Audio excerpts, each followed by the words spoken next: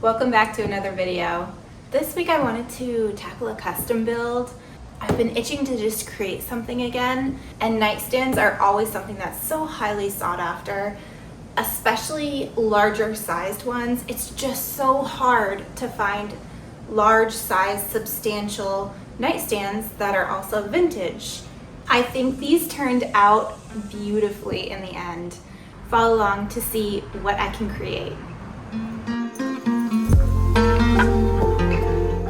Sometimes when I'm looking to create something, I will search the internet a little bit and see what else is out there, get some inspiration. So as I was searching online for some nightstands, I did come across some walnut ones from West Elm that I really liked. They were a pretty simple design, and I wanted to use it as a jumping off point to inspire me while creating and designing the ones that I built myself.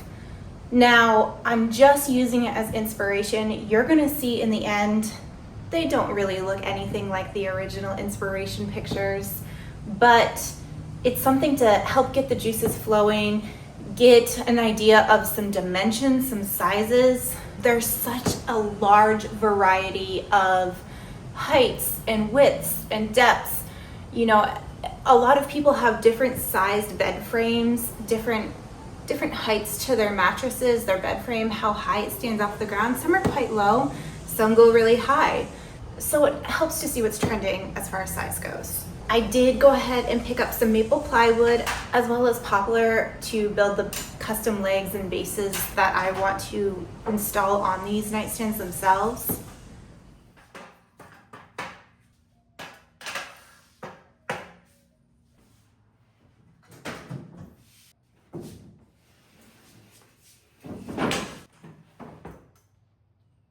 Using my track saw, I'm gonna start cutting that 4x8 sheet of plywood into more manageable sections. And then once I have them cut down a little bit, I will go ahead and use my table saw and my miter saw to cut them a little bit smaller. If you're a little bit worried about the accuracy of your track saw and you have a little bit extra wiggle room on the giant sheet of plywood, I like to cut my pieces maybe 1/4 of an inch larger than I need to. That way I can run them through my table saw when it's all said and done, and I know that it's a super accurate cut. I always try to map out my cuts on my large sheet of plywood before I get going. It made the most sense for me to rip 2 18-inch wide sections down my plywood. With these sections, I'll be able to do the top, the bottom, and the sides for both nightstands.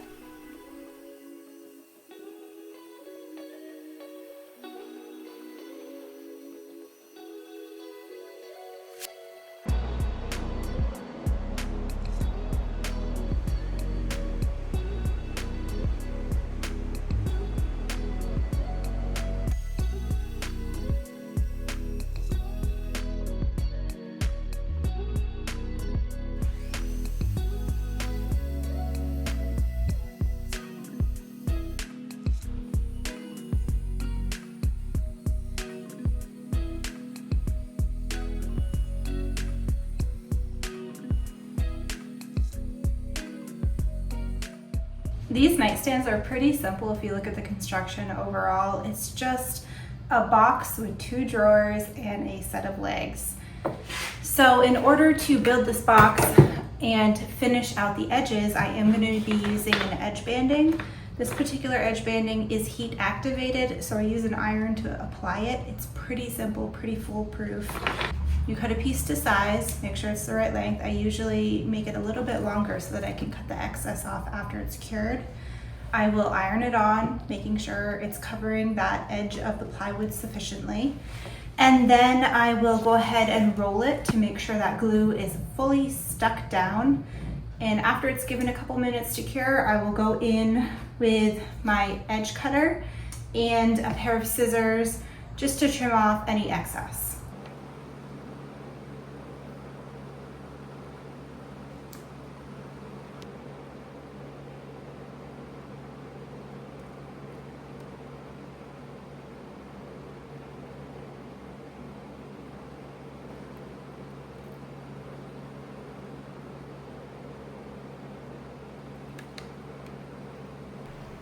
I'm going to apply this edge banding on all the sides of the plywood that will be exposed. So all 4 sides of the top, the 2 front sides on the sides, and then the front of the bottom as well. This can be a little bit of a tedious process, but it really makes for a really finished look in the end. In my opinion, if there's any exposed plywood on the exterior of any sort of cabinet, it just looks a little unfinished.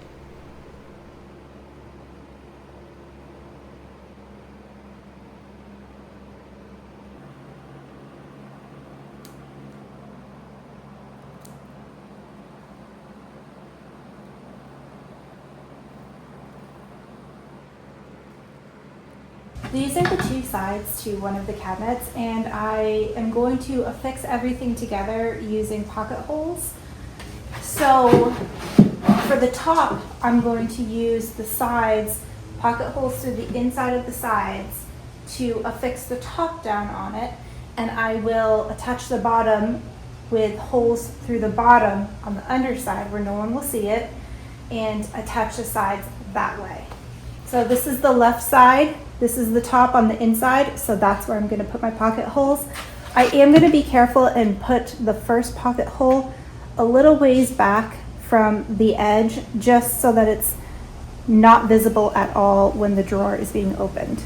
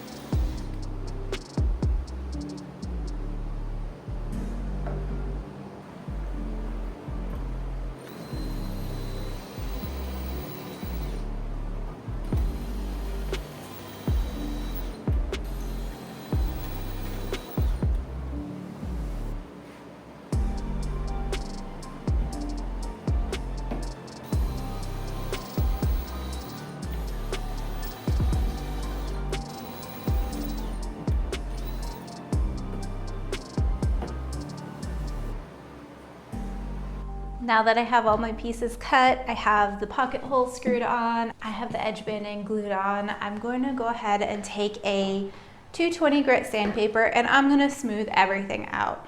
There are some rough edges from the cut, from the holes, and even on that edge banding, I want to make sure it's flush with the rest of the surface.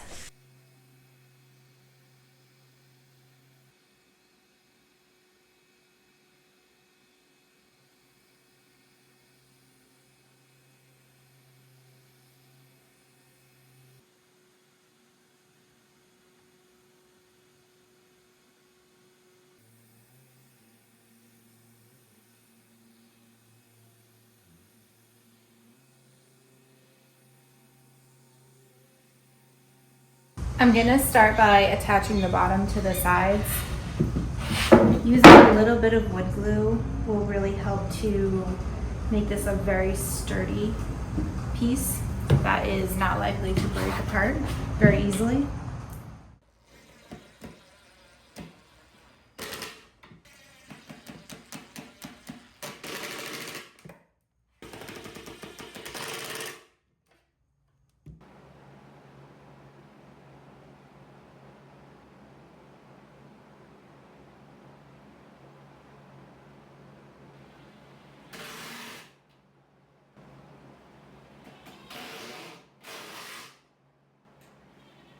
With the two sides affixed to the bottom, I can go ahead and add the wood glue to the top of the two sides, and I will put the top of the nightstands face down on my workbench, and I will flip that box over and screw the sides into that top from the underside.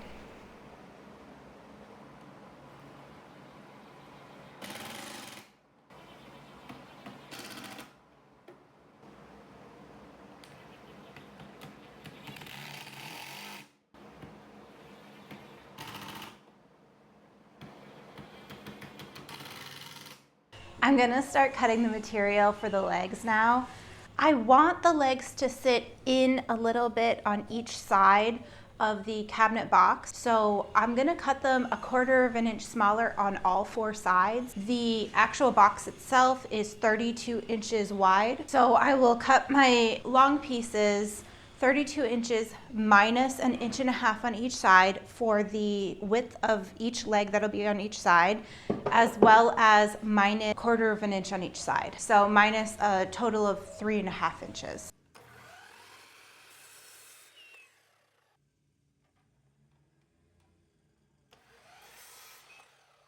When I'm cutting the 8 legs, I'm going to measure out how long I want the legs to be, and then I find it easy to install a stop block at the end of my miter saw so that I make sure that all 8 cuts are exactly the same size, and I don't have one that's a little bit longer, a little bit shorter than the rest.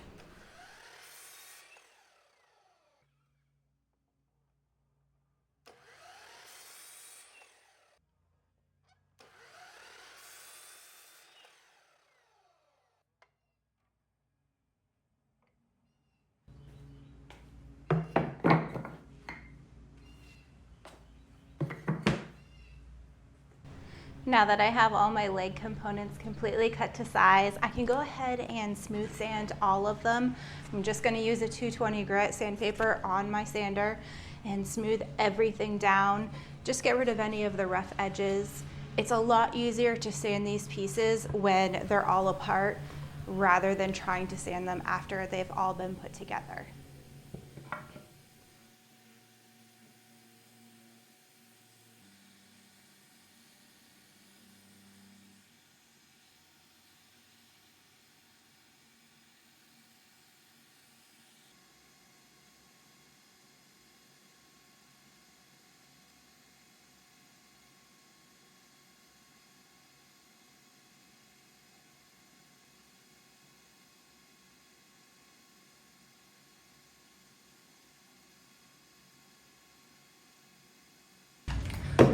All these leg pieces are going to get held together with pocket holes. So what I'm going to do is I'm going to drill 2 holes on each side of these boards, as well as a few holes along the length of the board as well, so that I can affix it to the actual cabinet itself. I've done this a number of times. The process is the same every time.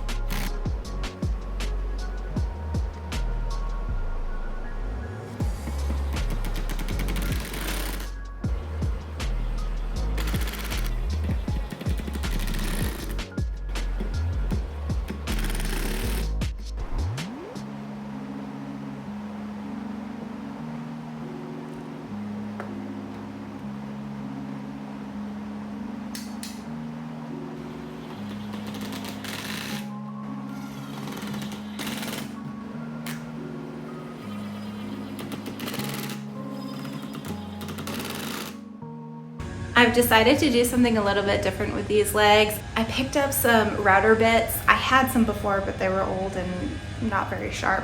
So I picked up a new roundover bit, and I'm going to add a little bit more details to these legs than I normally do. I'm not going to keep them just square on all sides. I'm not sure how far I'll go with the roundover bit, how many corners I'll take off, but I want to play around with it a little bit and do something a little bit different than what I normally do.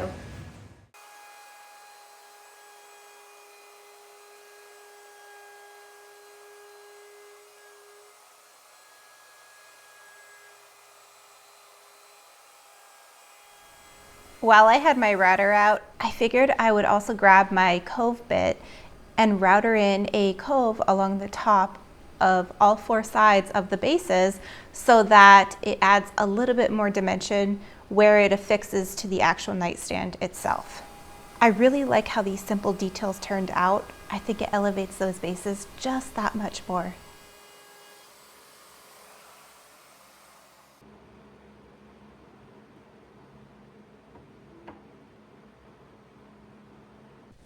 The next thing I want to address are the drawer fronts.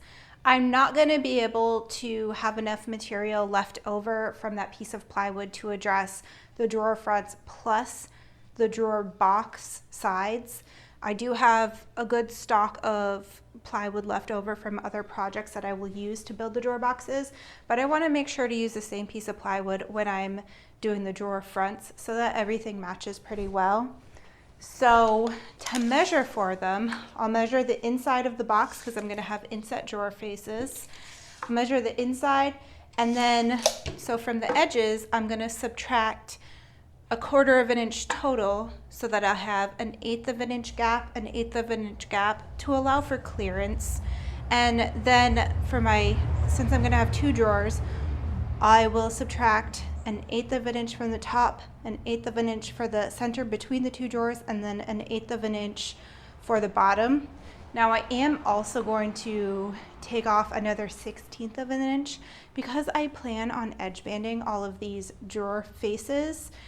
That is going to add a little bit of material. Yes, it's not a lot of material, but it does add a little bit, and I don't want to cut myself short and have drawer faces that are too big. They're gonna rub, so I'm gonna take a little bit extra off.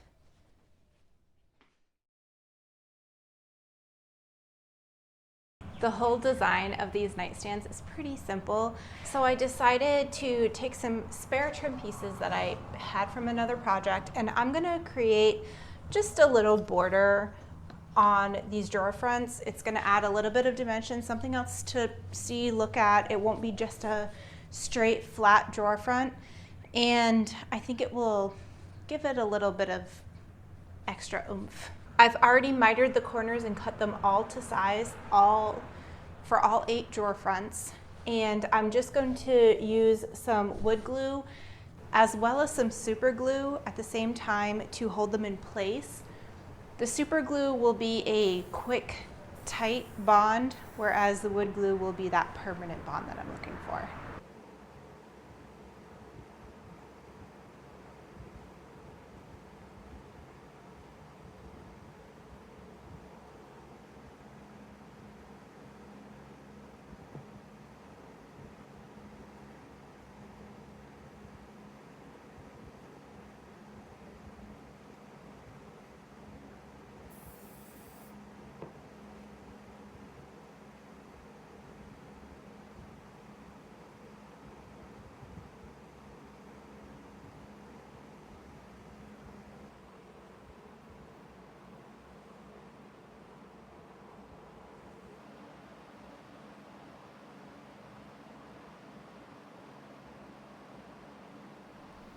All 4 sides of those drawer faces are going to get edge banded just like the rest of the piece, and then they'll get a quick sand just to smooth everything out and get rid of any glue residue that might have squeezed out.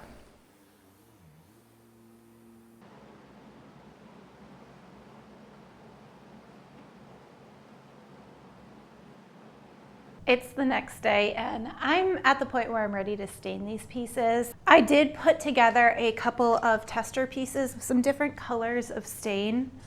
This one is a special walnut. It's a little too purpley for my liking on this maple. This is a red mahogany. Again, it's a little too purple. This one is a dark walnut, and it's got a lot of green undertones. So I think what I'm gonna go with is this one. It's Tobacco Road, and it's just a really pretty medium toned, just true brown stain. And that's really what I was looking for. I didn't want to go too dark on these ones or too light. I really wanted to stay in the middle of the road. That Tobacco Road color is a Dixie Belle stain color. Again, this is a water-based stain, so it's gonna dry really quickly. That's also the downside of it. You have to apply it really quickly with quite a large amount of product and wipe it back as fast as you can and work in small sections. I'm gonna start with the back of these drawer faces first. Once I apply it, I'll flip it back over after it's dried and do the front.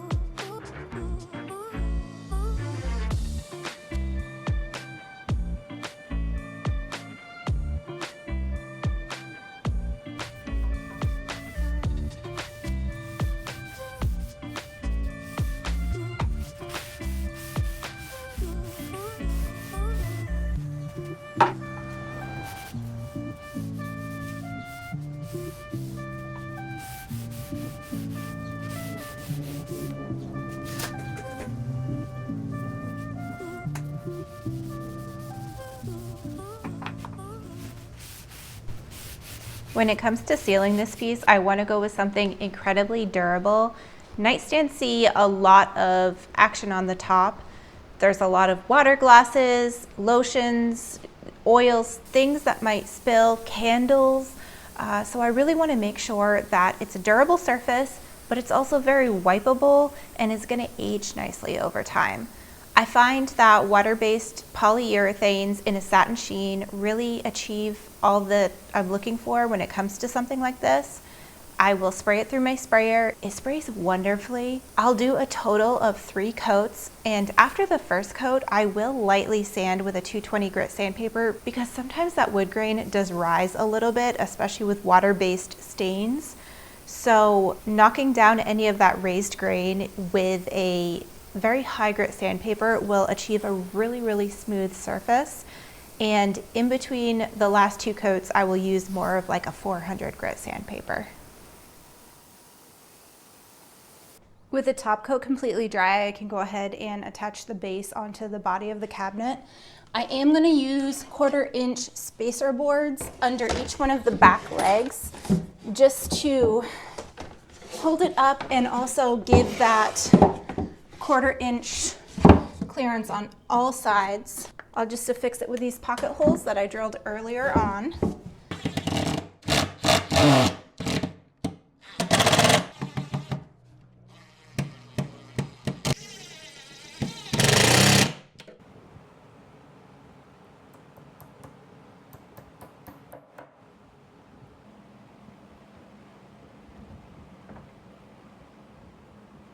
I've cut down all 16 sides of the drawer boxes that I need to build, and now I'm going to go ahead and cut the grooves that the bottom of the drawers are going to slide into. To do that, I'm just going to set my track 1/2 inch smaller than the actual board itself, and I lowered my blade down so that it does not go through the entire board. It only goes through about half of it, and I will run these through the table saw, all 16 pieces. Then I will adjust it slightly to make my channel a little bit bigger, take a little bit more material off, and then I will run the 16 through again, and then they'll be ready to put together.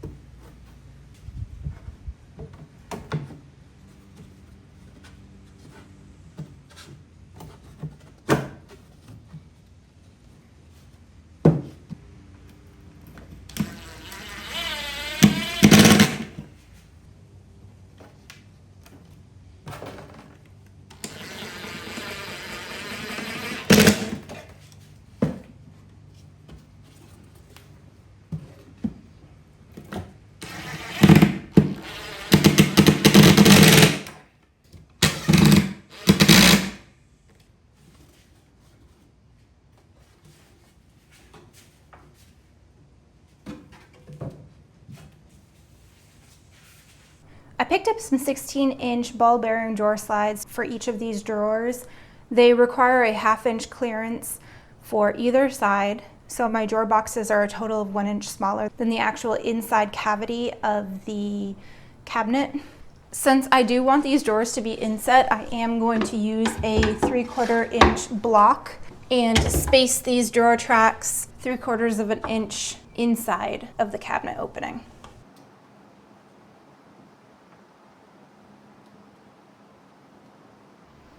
When it comes to installing the actual drawer faces, I will use a spacer block that's 1/8 of an inch between the drawer face and the bottom of the cabinet. This will make sure that I have that clearance on all sides so that when the drawer slides out, it's not going to rub. Once I have that done, I will use some brad nails and I will just nail a few nails in, just enough to hold that drawer face to the drawer box itself. And then I will use some spacer blocks to help me install the second drawer.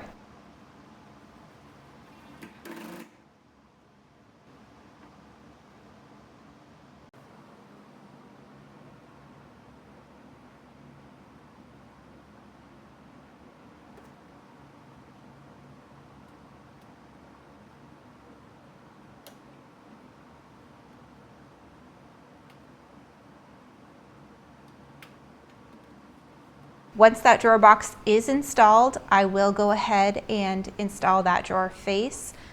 I haven't attached the backer board on these pieces yet, so I can reach around the back side of the cabinet and actually push both of those drawers out at the same time, making sure that I keep that spacer block between the two drawer faces and lining them up on either side so that they're nice and even and square before I go ahead and attach that top drawer to the drawer box itself. These brad nails are not going to be a long-term heavy-duty solution for holding these drawer faces on. What will do a better job of actually holding them in place is going to be the screws from the hardware, those handles that I install later. Those are really going to ensure that these drawer faces don't go anywhere.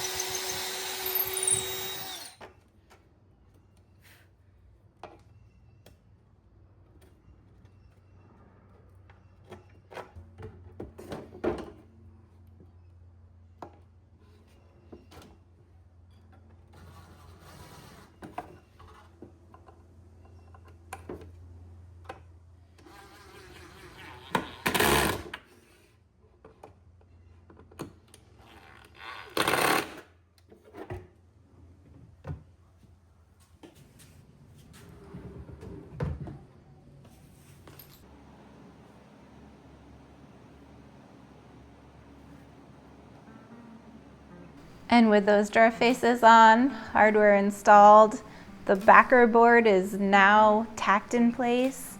They're all finished up. And now it's time to take a look to see the finished product. I think these turned out really, really nice. Sometimes it can be difficult to envision what something is going to look like in the end while you're in the process. Between choosing the color, the style, routing those details on the legs, adding the trim to the drawer fronts, all of that was kind of fly by the seat of my pants, make some decisions based off of materials I had, tools that I had, different techniques I've been wanting to try out. I really like the way these turned out. I think they're a really nice, large size of nightstand. Let me know what you think down below. Do you like the color? Do you like the style? Do you think this is something that maybe you could achieve? It's not all that complicated to get started, especially when you break it down into the simple steps.